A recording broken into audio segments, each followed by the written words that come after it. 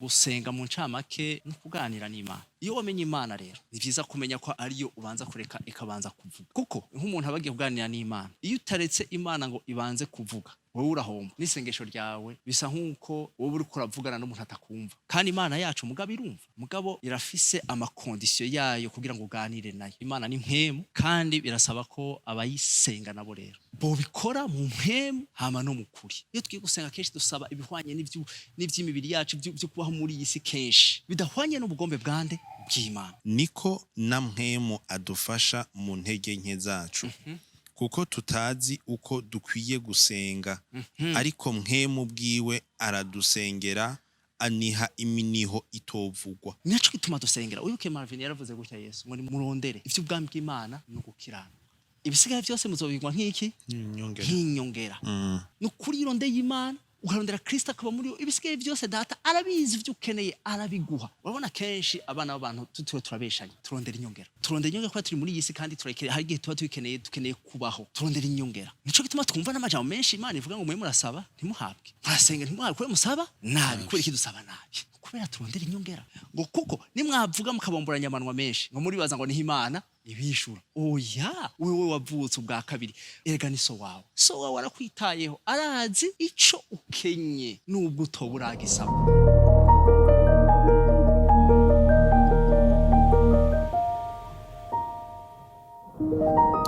Ikaze kuri mwe mwese mudukurikirana ubutumwa bwiza kuri bose, turabahaye ikaze ubutumwa bwiza kuri bose. Umugoroba mwiza aho muherereye, ni kiganiro musanzwe mukurikirana ku munsi wa gatanu. Jewe ni Marvin arakaza nkaba ndabazanira abatumire batandukanye. Kuri no munsi turi kumwe na Pasteur Arthur. Ndakuramukije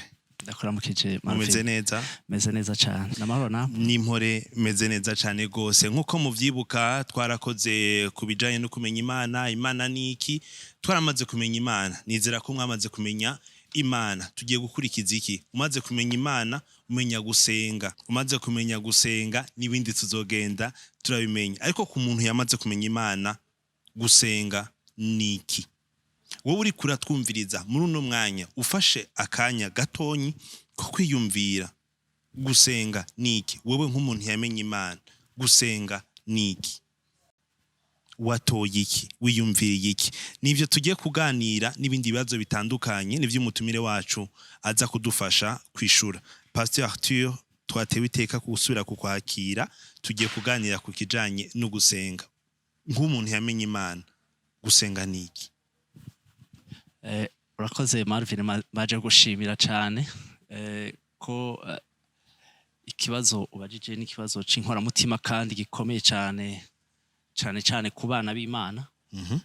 Kuko ngira ngo iyo umuntu asenga, ijambo gusenga ni ijambo twumvise kuva kera, twakuze tuzi, kandi mugabo usanga riri muri ruvange rw'ibintu byinshi. Wewe nibaza ko byoba byaragushikiye nawe mu buzima, uvuye muhira ukabwira abavyeyi bawe,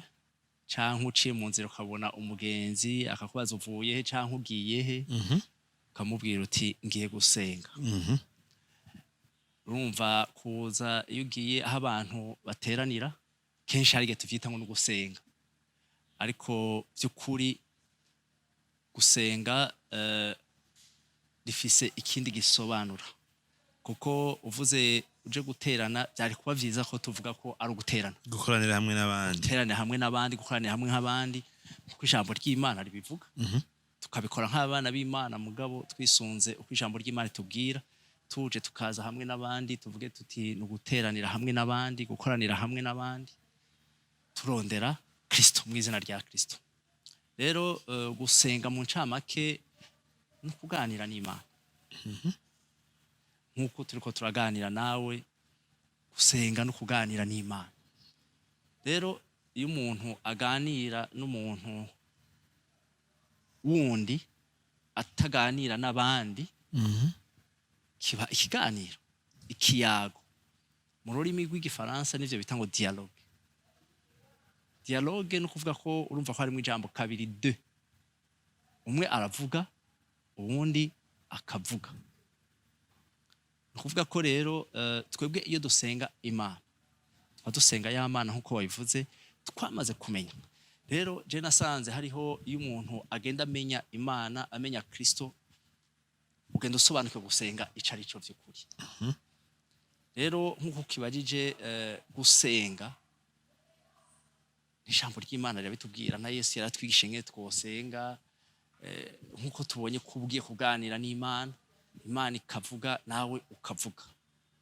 Iyo rero ikintu ca mbere nabonye gishika kandi ciza ku muntu yamenye Imana, umenya ko iyo ugiye iyo Mana wamenye urayimenya ingene imeze n'ivyo ikunda. Kuko kugira uganire n'Imana no ko hari ico ubikeneye ko kikugirira inyungu canke nayo igukeneye ko, kuko hari ivyo dukenera ko navyo Imana vyinshi, hari ivyo dusaba vyinshi. Kugira ngo rero ubimenye biraca mu kintu cyitwa gusenga. Gusenga rero nk'uko tuvuze ngo nukuganira n'Imana. Iyo wamenye Imana rero ubiza kumenya yuko mu mwanya wo kuganira nk'ubu Marvin wewe turiko turaganira mugabo wewe wabanje kuvuga hama nanje nza kuvuga. Iyo wamenye Imana rero ni vyiza kumenya ko ariyo ubanza kureka ikabanza kuvuga, kuko nk'umwana w'Imana nk'umuntu abagiye kuganira n'Imana, iyo utaretse Imana ngo ibanze kuvuga wowe urahomba. N'isengesho ryawe no kuganira kwawe n'Imana bisa nk'uko wowe uri kuravugana n'umuntu atakumva, kandi Imana yacu mugabo irumva, ifise amatwi kumva, mugabo irafise amakondisiyo yayo kugira ngo uganire nayo. Ni nk'uko jewe yaba navuga nk'icongereza gusa canke wowe wavuga igishinwa gusa, twari kuganira gute? Inyungu rero y'ukumenya Imana niki? Uko umenya ko umwanya ugira muje kuvugana siyo ikeneye kumenya ingene uvuga wewe, uko irazi imvugo yacu iyo ariyo. Kenshi imvugo y'umwana w'umuntu ihagaze mu mubiri, mu by'umubiri, ariko Imana nico gituma iyo umaze kwimenya usanga bifise inyungu ikomeye cyane yo kugira ngo banze uyireke mu mwanya mugiye kuganira abari banze kuvuga. Nkuko twabibonye mbabare ndaguciremwo, twabibonye ko Imana ari mpwemu, Imana n'umuco. Iyo mpwemu ivuga gute? Umenya ko yavuze ryari? Uwo muco uvuga gute? Uvuga ryari? Umuntu abimenya gute kugira umenya ati iri kiravuga? Iryo jambo ngira ngo twararisomye, ngira ntajye twe turasubiramwo turiko turiga Imana iciri. Twaravuze ko muri hano igice ca 4:24 avuga ngo Imana ni mpwemu, kandi birasaba ko abayisenga nabo rero canke abayitazira, Ifaransa niko bavuga, bo bikora mu mpwemu nabo nyene bakoresheje impwemu hama no mukuri. None iyo mpwemu nkuko je kubivuga cambo cawe ni iki? Umva ko hariho condition, kuko Imana isanzwe ari mpwemu. Umva ko nawe utabanje udakoresheje impwemu bitaza kumvikana, udashobora gukomunika n'Imana ngo mwumvikane. Mbega ni mpwemizi? Oya, ni mpwemu. Uko Imana yavuze ngo iyo ni mpwemu, izi mpwemu dufise zikoreshwa n'umubiri uyu wa pulmonye kugira duheme bizane oxygene, dukura hanze hama tugakura hanze oxygene hama tugasohora ivyo bita CO2 gaz carbonique, kugira ngo umuntu uyu mubiri ushobore kubaho. Ariko iyi mpwemu tuvuga rero twe dukoresha ni Imana iba yaje muri twebwe. Nukuvuga ngo ni impwemu dukoresha kubera twayironse ari uko tuvutse ubwa kabiri, ari uko twaronse ya shusho y'Imana, ari uko twizeye Kristo tukavyagwa n'Imana, tukavyagwa na Kristo wenyine ari we mugororotse, hanyuma tugashobora guhabwa iyo mpwemu muri twebwe. Iyo mpwemu ari wo muntu wa kabiri dufise muri twebwe, nkuko twabisomye muravyibuka mu cete ca Bikorinto ca mbere 15 ku murongo 44 bavuga ati nimba mubona mwambaye umubiri nyama n'amaraso mumenye ko mufise n'umubiri w'iki w'impwemu. Uwo wa mubiri turonka ari Imana ivuki muri twebwe, ari Imana ibaye muri twebwe kubera twayizeye, tugasaba kugira ishusho y'Imana, ari navyo biduha kwitwa abana b'Imana kubera twasubiranye ishusho y'Imana. Iyo ni Imana ibe muri twebwe rero. Urumva niyo mpwemu rero niyo dukoresha twebwe mu mwanya tugiye gusenga Imana, mu mwanya tugiye kuganira n'Imana.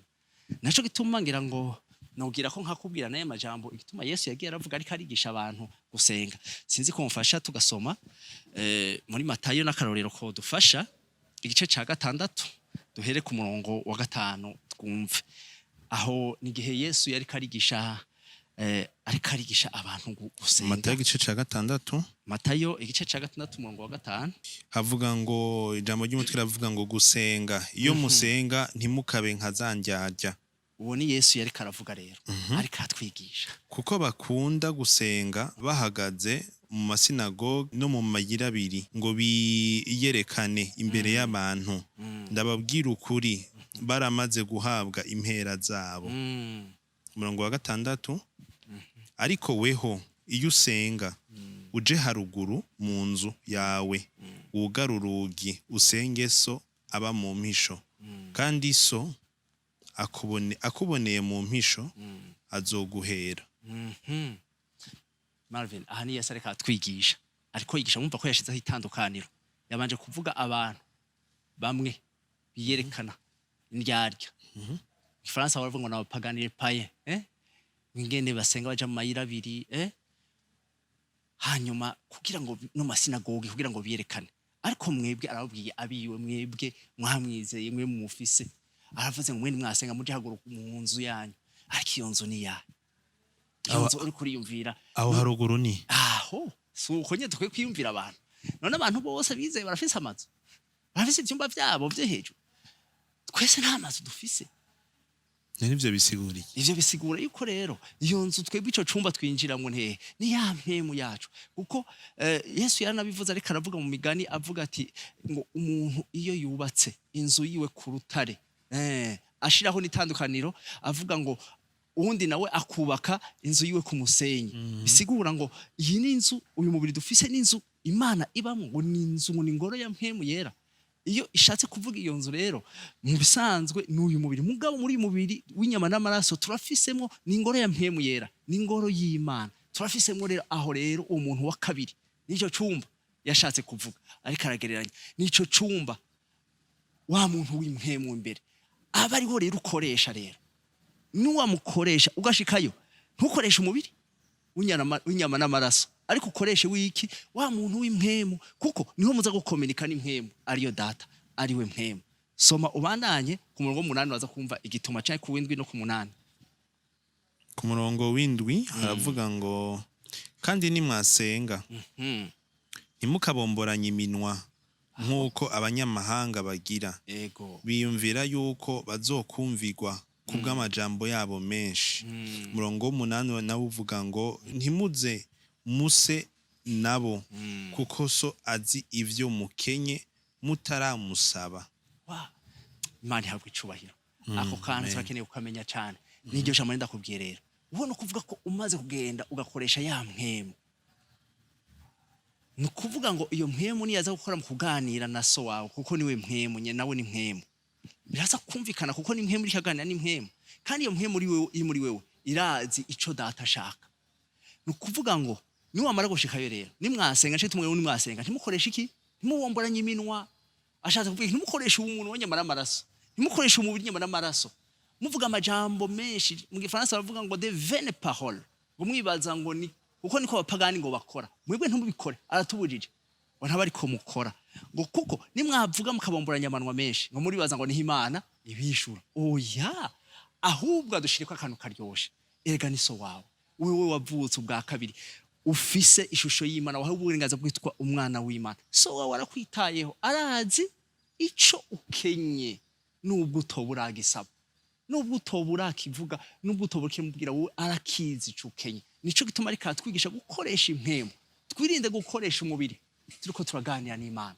Rero iyo nyungu rero ni nyungu ikomeye cyane kuko umaze kumenya Imana none aho ikibazo aho kiri Imana jewe mbona cyane gihagaze ku bana b'abantu no kubanza kuronka uwo mwaye kubanza guhebera Imana ngo ivuge kuko Imana iriko iravuga nkuko wakibajije ivugira mu ijambo kuko niyo jambo kandi niyo Mana ijambo niko kuri nico gituma na rya jambo twasomye avuga ngo nimwasenga musenge mu mpwemu no mu kuri uko kuri nako nuko aye Marv manzo mfashe usome kugira twumve muri Yohani igice 17 umurongo wa 17 muri Yohani igice 17 umurongo wa 17 igice 17 umurongo wa 17 umurongo wa 17 haravuga ngo ubeze mu kuri ijambo ryawe niryo kuri nukuvuga ko ijambo ry'Imana twarabonye ngo niyo Mana kandi Imana ngo nitweza uko na Yesu yaravuze ngo ikengo azoza kudutora zosange Imana data yaratwejeje impemu zacu ubugingo bwacu ngo n'imibiri yacu byose byarejejwe n'Imana ijambo rero ritweze kandi iryo jambo niryo kuri nico nashaka dukura mu ngaha ijambo niko kuri rero imbere yo kuja kubwira Imana reka ijambo ry'Imana ribanze be muri wewe rwiriye ubanze uje mu mwanya ukumva ijambo ry'Imana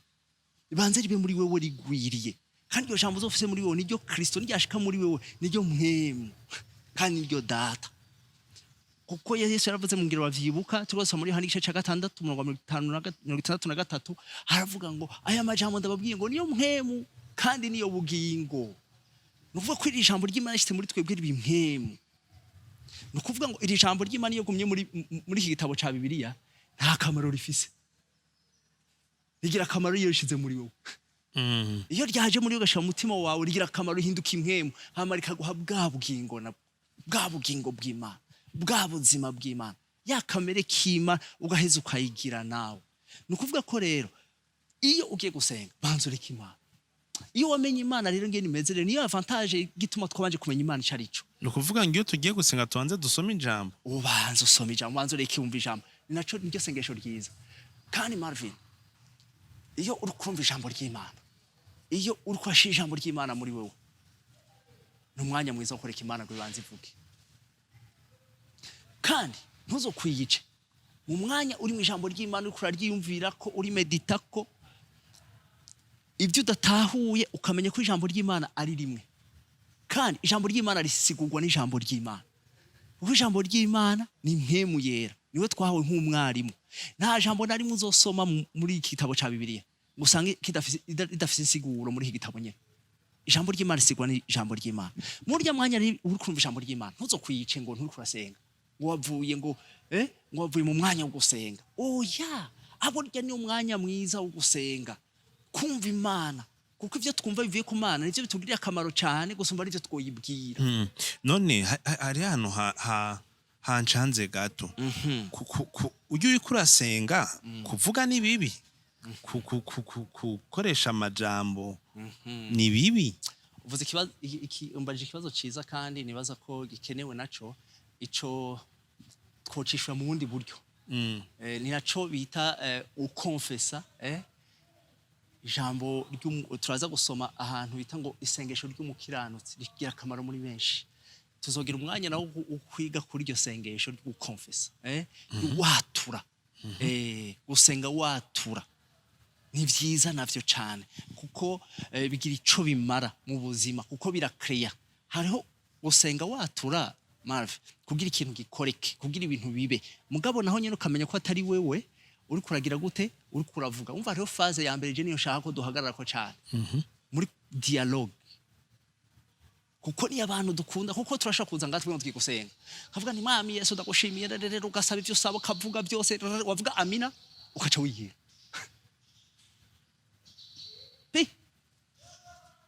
umwanya wose wari ufise 30 minutes uravuze urahejeje uciye ugenda Imana ntiwayihaye umwanya na muto yogira gute uvuga ngo nayigire gute ivuge ariko gato nkwandi wose ashobora kuba bari kwarumviriza ashobora kuba bafise ico kibazo iyo uri kurasoma ijambo ry'Imana ni ryari vy'ukuri umenya ko data ari karavuga haruhande y'uko uri kurasoma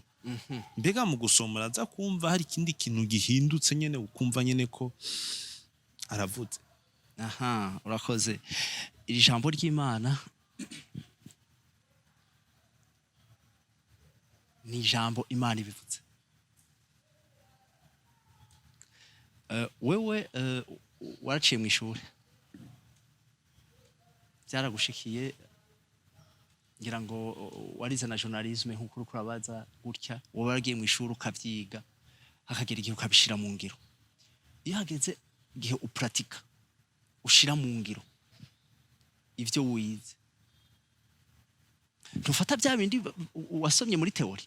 wumvise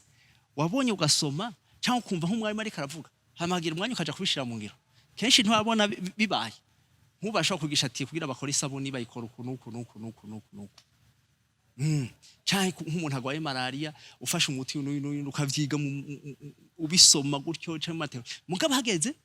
yuko ubisha mu pratique uhuye n'umuntu agwaye malaria cyangwa ukeneye gukora isabuni ukora bya bindi usubiramo bya bindi wumvise iyo bishize mu ngiro ukabona resultat zirabaye uvuga uti bya bintu nibyo nico gituma twumva n'amajambo menshi Imana ivuga ngo mwe murasaba ntimuhabwe murasenga ntimuhabwe kwe musaba nabi kuri iki dusaba nabi ico kintu cyo gusaba nabi yashatse kuvuga ni giki mbega nico gihagaze ngaho hantu huko ari twebwe dusaba kuko ijambo ry'Imana rivuga wari gihe twebwe dusaba tugasaba nabi kubera dusaba ivyo tugenda kugira gute ibihimbara umubiri gusa ivyo tuja konona naco gituma Imana kubera izi idukunda habi nisho kuko kavuga ati ibintu ndabimuhaye umwana wanje birashobora no kumukura mu bugombe bwanje naco gituma ivuga ngo vyoba vyiza wewe ubanza kundeka nkavuga ukamenya n'ingene mvuga jewe ukamenya narangaje nkoresha hama iryo jambo ryanje kaba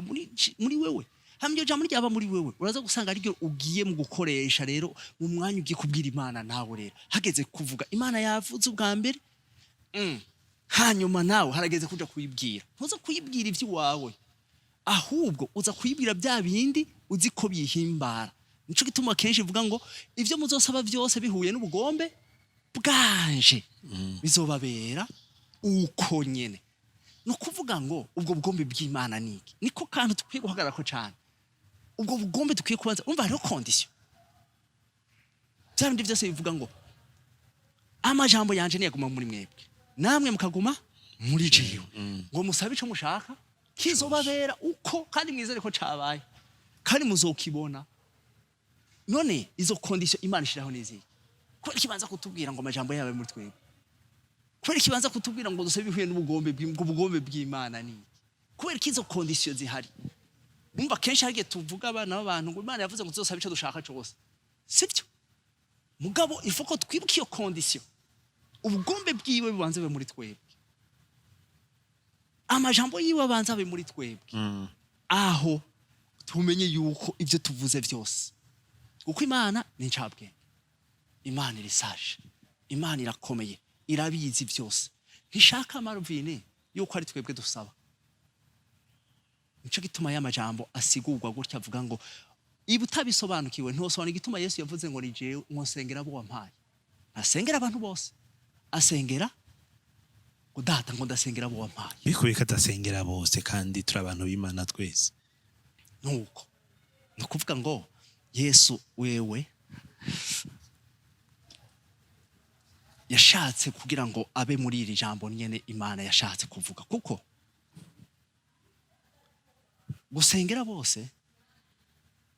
yari yo shingano yiwe kandi yarafise igituma ariko arasengera bose yavuga ati ndabasengera aba wampaye n'abazomenya jewe n'abazomenya bose bakakumenya mugabo biciye kuraba kugira ngo ntubakure muri iyi si sindabasenga kuri Musa ariko barindire muri iyi si kuko Marvin igituma yasengera abonike nuko yarazi yuko ugerageje gusoma hariya yaravuze ati je narahamwe namwe muzohamwa muri iyi si nkuko jewe ndumwe na data nabo umwe nanje ni ayo majambo ariko arasigura kandi ndazi kwisi uko yanyanse namwe izobanka kandi yarazi yuko aribo azogaruka akashishikara akoreramo ca gikorwa ciwe wa murimo wiwe yarazi kwisi izobanka yarazi ko aribo bantu we yarakoze umubiri arambara umubiri kugira ngo akore igikorwa cyo gucungura hamara agenda aravuga ngo mugabo mugende araduhurenganza mugende mushikane mvuga ubutumwa bwiza ngo mugabo muhumure ngo ndi kumwe namwe nzoba ndi kumwe namwe none yari kumwe natwe gute nuko ijya mpemu yagarutse ijya mufasha yaduhaye ujya mu yaduhaye yari Kristo nyene niwe yaragarutse nico gituma yavuze ati we nyene yatanguye igikorwa niwe azogisozera nukuvuga ko ari bashishikara akora yavuze gusengera abo kubera bazi yuko bo bazoshishikara cagikogwa bazoshishikara cagikogwa camukuye mwijuru cyo kugira ngo intama zatakaye nako abatakaye bazimiye bazimuruke bagaruke mu ruhongore bagaruke mu rugo kwa data bobo yababonamo mission ikomeye cyane yababonamo igikorwa la grande commission tuzoba tufatanje na Kristo ashishikara akorera muri twebwe ko nico gikomeye cyane gikomeye gose kugira ngo abantu bashishikare bagira gute bizana nico gituma yavuze ngo ndasengera abo wampaye kuri Kristo asenga kuri kari we asenga none cari kijya guhe gusa uno musi ntagisenga uno musi ntadusengera hari indi jambo rivuga ngo mpemu naryo nshaka ngo unifashe turisome mu Baroma igice 8 murongo wa 26 mu Baroma igice 8 murongo wa gatandatu abakeneye kubisoma baraza gusoma Yohana 17 ku murongo w'9 gushaka ku murongo wa 20 aho Yesu avuga ko asengera abiwe gusa abera abo data yamuhaye gusa hanyuma Abaroma iri jambo ry'inyereso risa n'iryo naryo Abaroma 8 igice ca 26 avuga gutega amana ca 20 umurongo wa 26 umurongo wa 26 niko na mpemu adufasha mu ntege nke zacu kuko tutazi uko dukwiye gusenga ariko mpemu bwiwe aradusengera aniha iminiho itovugwa. Okay, wewe ntuzi gusenga bifata uko umuntu yasenza asenga nabi nivyo vyose papa yaje ko Imana yari ibizi nico gituma mpemu yari we Kristo ari we Imana atusengera kuko twebwe tutazi gusenga kuko iyo twiye gusenga kenshi dusaba ibihwanye n'ivy'imibiri yacu byo kubaho muri iyi si kenshi bidahwanye n'ubugombe bwande bw'Imana nico gituma dusengera uyuke Marvin yaravuze gutya Yesu ngo nimusabe mwebwe murondere ivy'ubwami bw'Imana no gukirana ibisigaye byose muzobigwa nk'iki nk'inyongera urabona kenshi abana b'abantu tutwe turabeshanye turondera inyongera ko turi muri iyi si kandi turekere hari igihe tuba dukeneye kubaho turondera inyongera kandi naco gituma yatubujije aravuga ngo ntimukiganyire ejo muzorya iki ejo musi yose uhuye n'ivyejo ntimukiganyire kuko data arabizi agaruka rya jambo nyene data arabizi ivyo mukenye none avuze ngo nimurondere ivyo ubwami bw'Imana no gukiranuka ivyo bisobanura iki no kurondera Imana no gukiranuka dukiranuka kuko twakiriye ukiranutse muri twebwe hanyuma mu bindi byose bizoza nk'iki nk'inyonge ivyo ntitubirondera iryo jambo ni ry'ukwizego kandi n'ukuri n'ukuri irondeye Imana ukarondera Kristo akaba muri ibisigaye byose data arabizi ivyo ukeneye arabiguha igituma abana b'abantu badahaga mu isi ni kubera iki kubera turondera inyongera ntihigera ihaza nico gituma abana b'abantu batigira basatisfait nawe karorero ubushinda ndakubwira nti wowe ugiye kugura ikiro c'ubugari bakaca bakongera bakoresheje rushi gutya waguze ikiro c'ubugari kubera ko ari ico kiguhaza karya kafu bakongeye kameze gutya ijya nyongera baguhaye ari gicumvye yo guhaza ikibazo dufise n'umunsi abana b'abantu nuko dushishikara kugondera ya nyongera gusa nico gituma abana b'abantu batigira bahimba kwisi batigera bahaga ntitwiye tuba satisfait kubera iki uzoraba umuntu aho yoronka ibintu byinshi kuri isi biguma ari inyongera bijya ni nk'inyongera zigira bihaza umuntu kubera iki umutima wawe iyo uhagaze kuri bijya bintu ukavuga ngo birya hamwe no bironka mutima wawe ndibaza ko nogubwa neza uba wihenze cyane kuko ubugiye hirya y'ijambo ry'Imana Imana yavuze ngo rondera ubwami bw'Imana no gukiranuka nta mukiranutsi wanje numwe na Dawidi yarabivuze nta mukiranutsi numwe Imana yigeze igira gute iheba kandi n'uruvyaro rwiwe ntiwigeze rugira gute rusegerereza no kuvuga ngo igituma rero abantu badahaga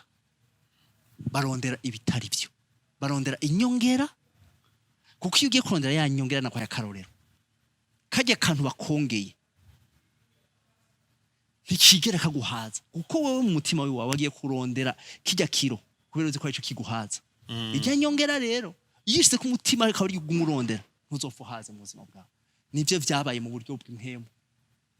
twarahindukije aho kurondera ibiduhaza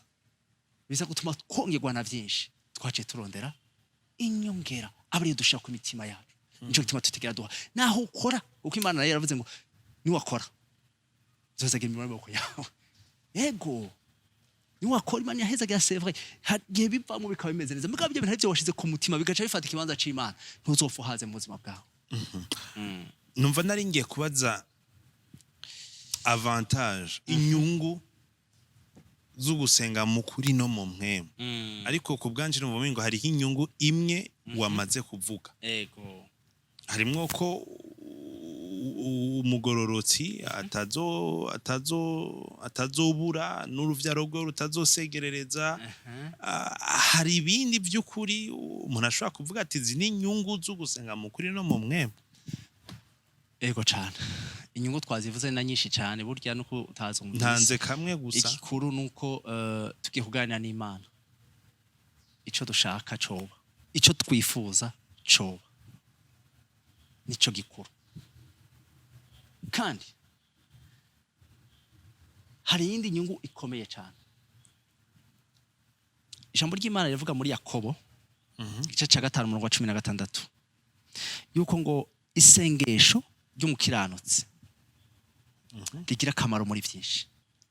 ariko ikibazo kiba kiri ngaha ni cyahe no kumenya ngo umukiranutsi ninde ngo siyogora ko kuri bya bindi kugira ngo mvuge inyungu no kuvuga ko hari inyungu d'abord nuko wowe ikintu uba wabonye ubukeneye yuko kiba kuko kiba gifise akamaro ku bwawe kandi twibuke ko Imana idushiramo gushaka no gukora akaba ikora mugabo bijanye n'ubugombe bwayo toujours c'est Dieu qui met le voile et le faire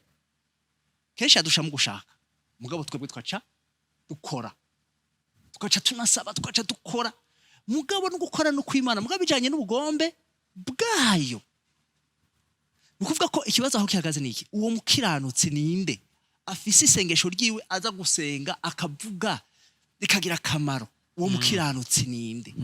nukubera ko Imana yabizi yuko umukiranutsi si w'abantu babona ko akiranutse ijambo ry'Imana ryo tuzovyika ko hanyuma navyo ni mu nyungu y'ukumenya Imana umukiranutsi n'umuntu Imana ibona ko akiranutse Imana ikubona ko ukiranutse rero kubera wizeye Yesu Kristo umukiranutse naho utaburakora ibikorwa bikiranutse Imana ikubona ko ukiranutse kubera wizeye ukiranutse kandi naco gifise akamaro cyane hama rero ujya kiranutse abaye muri wewe agenda arakwicira kamera niko kazi kiwe akica kamera hama agenda arakora muri wewe ibikorwa bikiranutse muri wewe ejo ukazosanga uriko akora ibikorwa bikiranutse kandi kera atavyo wakora kubera wakiye ukiranutse urumva iyo ni inyungu yindi ya kabiri kamere kacu karapfa hanyuma ukaronka ugukiranuka muri wewe ugakora ibikiranutse rero iyo ivyo rero wewe nk'umukiranutsi ubikoze niho hari inyungu nkuru rero gusenga nkuru jewe niyo nita nkuru uyumvirize neza niyo nkuru n'abadukurikira bayumve neza iyo nyungu nkuru ni yahe nuko wewe iyo wasenze nk'umukiranutsi kubera uzi ko wewe wamaze kumenya yuko atari wewe usenga muri wewe kubera uzi ko ari Kristo asenga muri wewe kubera uzi ko ari Mpwemu Yera asenga muri wewe umenya ko bigiye gukoreka byose atari wewe ntivyabaye kubera wewe umenya ko ari data yabikoze umenya ko ari Kristo yabikoze muri wowe kubera iki turashaka tugaruke hahandi havuga ngo ivyakoretse byose tube muri security twebwe Imana yakoreyemo kugira bya bintu bibe ntituhabe tuza kuvyiyitirira ngo vyabaye kubera jewe nasenze birakoreka nagize gutya birakoreka oya turashaka tugaruke ahantu muri security yacu bimaze gukoreka tuvuge ngo icubahiro ni cande ni ca data kuko niwe yabikoreye muri jewe aho jewe niho mbona inyungu ikomeye cyane hirya yuko vyanakoretse vyabi hirya ko twasengeye abagwaye bagakira hirya ko wasengeye ikintu kikaba kuko isengesho ry'umukiranutsi wewe ufise Kristo muri wewe ufise ukiranutse biraza kuba atari kubera wewe ubikoze mugabo ari kubera Kristo akiranutse abikoze muri wewe kuko uri umukiranutse mu maso y'Imana kubera wakiye ukiranutse nivyakoreka si wewe tuvyibuke si twebwe icubahiro kimugarukire tuvuga ngo Yesu habwe icubahiro umuntu yakize Yesu habwe icubahiro iki twatuye kiravuga Yesu habwe icubahiro si twebwe naho Marvin shaka duhagarara cyane tuhumve naho kuko urazi ko bihagaze uno munsi n'abantu benshi bavuga ati naka yasenze Imana irumva atari nakasenze bigasanga byadutwaye muco twita orgueil spirituel ubwibone mu buryo bw'imwemwe ubwishime kuko nabwo bukura umuntu mu Mana ubwibone bumaze abantu ko nibwo bwarukanye na Satani kabisa n'ijuru yashatse kwicara hera ku Mana kuri wa musozi rero ubwibone ni bubi Imana yakoze ibintu rero reka twebwe tugaruke kuri cyakintu turabakoze imbura kimaze twibuke rero ko Imana yakoze tugarutse kuri rya jambo rya mbere ni Imana gusa niyo yasenze niyo yakoze mwemu ya niyo yabikoze Kristo niyo yabikoze muri twebwe birabaye ivyo tubona vyose duhinduke tuvuge tuti data wo mwijuru habwe icubahiro nci wawe tugarukire icubahiro garukire Imana ntikibi cy'umuntu tuve dusanga twakonze umuntu twavuze umuntu cyane usumvya uko tuvuga Imana dusange twamenye umuntu cyane dusange aho hahandi yabikoreye uno munsi hahandi hishuru uno munsi tuve dusanga twahagize ikigwamana mu mitima yacu twakunze aho hantu twakunze uwo muntu gusumvya uko dukunda Imana nico ciza cyo kumenya rero gusenga cyane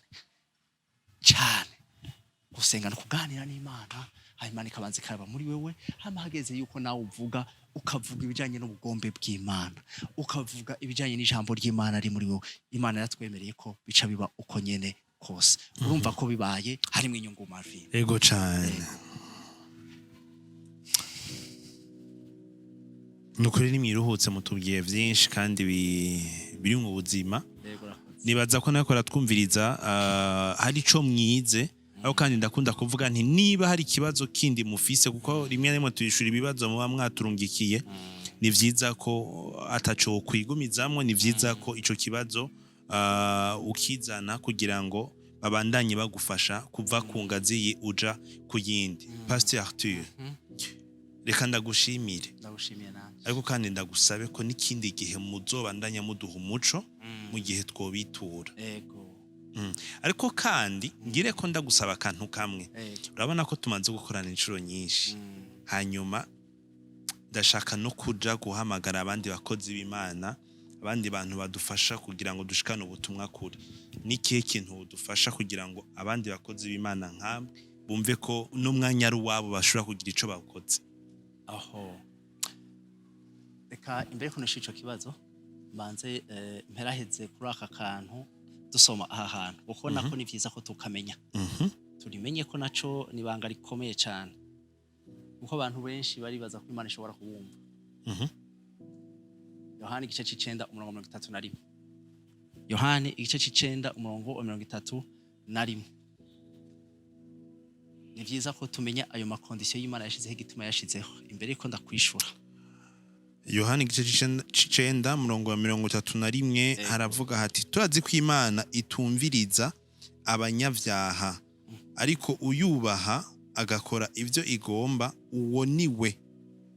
yumviriza Marvin umvise Imana yumviriza abantu bose ukuvuga ko isengesho Imana irumva kandi no kwishura no kwande no kwima twebwe tuyibwire gusa mugabo condition wewe urinde ugiye kwibwira nico nagomba kuvuga kuri iri jambo urinde wewe ugiye kwibwira mbega urumukiranutse uw'Imana canke woba uri umunyabyaha ko twumvise ngo ntiyumviriza umva ugutwi kwayo kuragiza gute kurugaye umunyabyaha rero ako nagomba ndagashireko muntu ugiye gusenga banza uverifie mbega ndinde ngiye gusenga kuko nagenda bahiye information Imana ntiyumviriza abantu bose nico nashaka kucumviriza twese tube ahantu byo bavyiza duhagaze aho Imana ishobora kugira gute twumva hama rero Yesu yaravuze ngo musabe data ivyimbugwa ni vyinshi musabe data atwongera iki abimbuzi kandi nemera ko Kristo ari umutwe w'ishengero kandi twese twumva kumwe abari hariya tuvuge Kristo abari hariya tuvuge Kristo twese dutegura umugeni wa Kristo twitegure kuko yaravuze amajambo abiri azoza gutora abejejwe abo data yejeje imibiri yabo impemu yabo n'ubugingo bwabo ico ni cambere yo ni nk'intike y'indege abazogenda hanyuma hariho visa nayo ishengero muri rusange twese twumve kumwe tuvuge kumwe aba Kristo ntituri babiri ntidufise imitwe ibiri tuvuge kumwe hari ico nshoboye hari ico ushoboye hari ico mwene data wundi ashoboye yego hari ico Imana imukoreramo ariko Kristo aguma ari umwe dufise impano zitandukanye mwemwe aguma ari umwe amabango n'atanu atandukanye kandi Kristo yakorera umuntu uko ashatse namwe agira impano uko ashatse mugabo Kristo aguma ari umwe namwe aguma ari umwe rero baze bene data twubaka ishengero rya Kristo ribe itagira gasembwa tubeho ku ishengero Kristo yasize ribwirizwa kubaho dutegura umugeni wa Kristo acishije muri twebwe natwe twitegure dufashanye icimana yagushizemo icimana yashize muri na icimana yashizemo tubishire hamwe dukora igikorwa ca Kristo akorera muri twebwe hanyuma ishengero rya Kristo ribitagira gasembwa hama tuzogende dushire hamwe ingufu zacu ubumwe n'urukundo naco gituma ndakubwiye nti bahamagare bene data genda hose dushishikare gushira hamwe ivy'Imana yaduhaye kugira ngo ishengero rya Kristo rigira akamaro nanye nzobironkamwe inyungu murakoze cyane mugira umugoroba mwiza watwese Marvin ndabashimiye mwe mwako muradukurikirana nibaza ko mwumvise byinshi bitandukanye wabura umukozi w'Imana nkuko twabivuze urashobora kuba umukozi w'Imana mu buryo bw'ukuri ndabuzonge ndashobora kugisigura ariko kaze mwese abafisi ico ashobora gutanga nk'ubutumwa bwiza kugira ngo twubake uwo mubiri wa Kristo ishengero rimwe mubiri wa Kristo turabashimiye mu buryo bw'umwihariko nimba hari kibazo urashobora kukibaza kugira ngo vyose dushobore kubandanya twubaka umubiri wa Kristo mugira umugoroba mwiza ngahi wanyu